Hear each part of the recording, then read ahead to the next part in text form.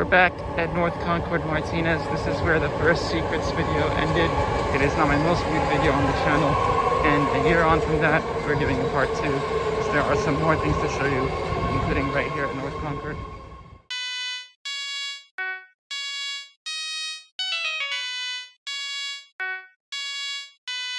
So if you come around to the back of the station, there's this path over here which leads to the BART Linear Park, which goes about a mile and a bit down the road there. It takes about half an hour to walk the entire way. And the best part about this park is it is completely parallel to the BART alignment the whole way. So you get to see trains pass. I said you could see trains pass. Not buses. I like buses, but there we go.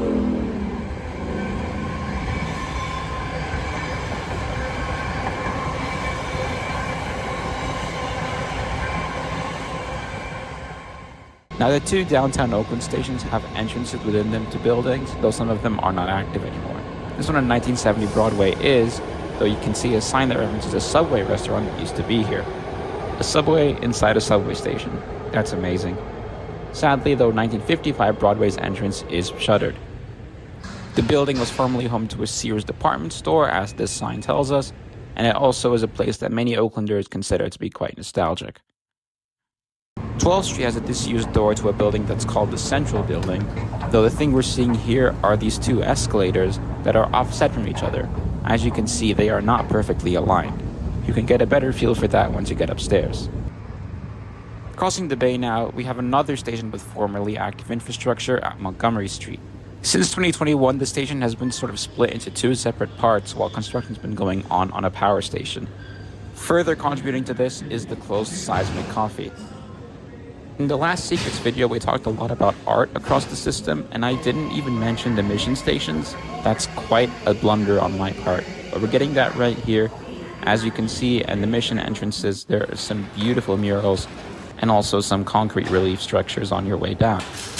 Though, of course, the main detail that you see in the station are the tiles. The ones at 16th Street are sort of blue and green, which are supposed to represent Marin County, whereas the ones on 24th Street are yellow and brown, which are meant to pay homage to the Latin American Cultural District that is just above the station. Speaking of 24th Street, the 27 Unibus terminates here, though it doesn't even mention that this is access to a BART station, which I think is quite annoying. The one bus line that does mention BART is the 14, which is near here and goes out to Daly City. And this is a station where you can see some interesting track behaviors with 3 different tracks. For example, the last Green Line trains of the day will not use the middle track as they should normally. Instead, they'll use the side. And before the August schedule change is just gone, this Green Line train here would terminate, go into the Colma yard, then pop back on the opposite side platform, not as a green line, but a blue line, which is the only time I could ever recall seeing a BART train change color mid-service. The main reason for this was to better time the transfer at Bayfair when the service changes and the Green Line goes away. And it meant that Blue Line trains would run only 8 minutes apart very briefly at night, which is honestly amazing. Though the new schedule has less issues with these transfers, so this wasn't really needed.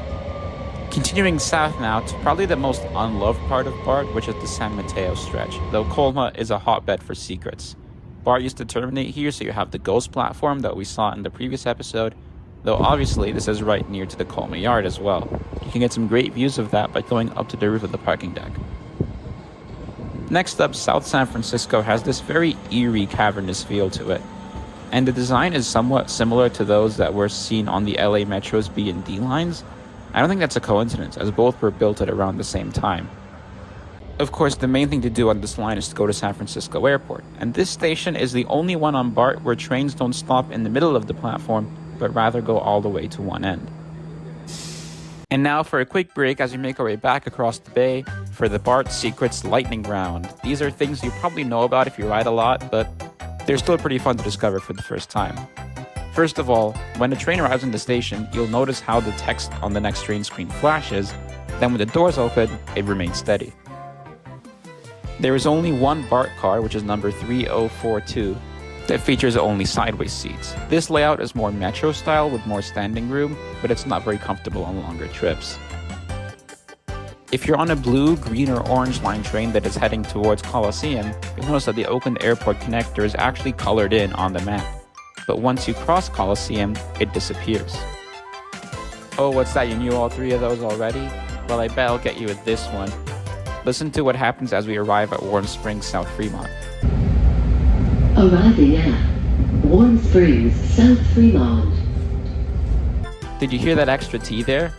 Yeah, it seems like there's a glitch on the audio software where a tiny bit of the announcement is repeated at the very end. It's easiest to hear this on stations whose names end with a T. Here's another one. The next station is Lake Merritt. And that was the BART Secrets Lightning Round. Now back to some more proper secrets, I guess. We're picking up at Union City. As we exit the Beria-Savant platform, let's go downstairs and follow the signs to the bathroom. Oh wait, it's behind this fence. The only way to get to it is to either go back upstairs and take the other way down, or tap out and in again. Now these fences were installed to better provide access to the eastern exit of Union City Station, which is currently unused, but is right next to a rail line that may potentially serve ACE trains in the near future. There's also some development on the other side, which is a little bit tricky to get to now, which doesn't really make it that transit-oriented.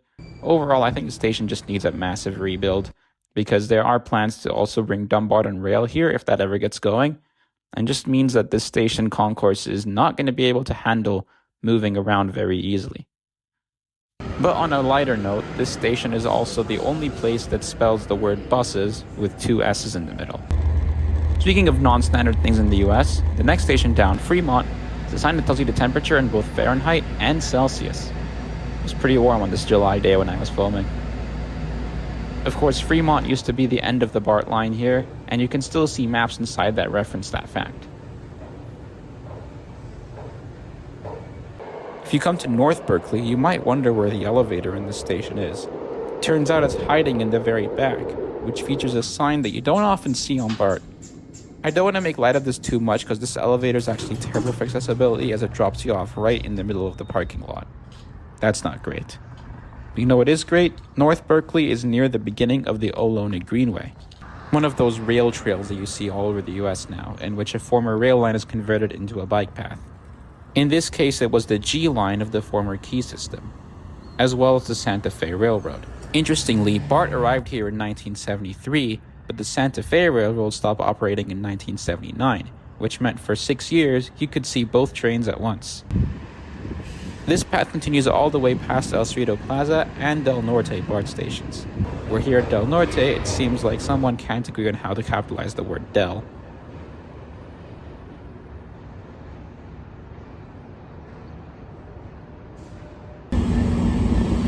Welcome to Richmond Station, the very end of the line. This is where I started Secrets Episode 1, and we're now back. Secrets Episode 2 is complete. We have come full circle.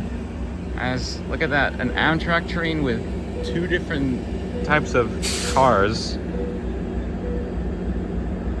And there it goes. And there we go. That is 2 episodes of Secrets, all done. Probably not going to do another one. I think I've covered everything, but thanks for stopping by, and I'm gonna get the train home, but not this one.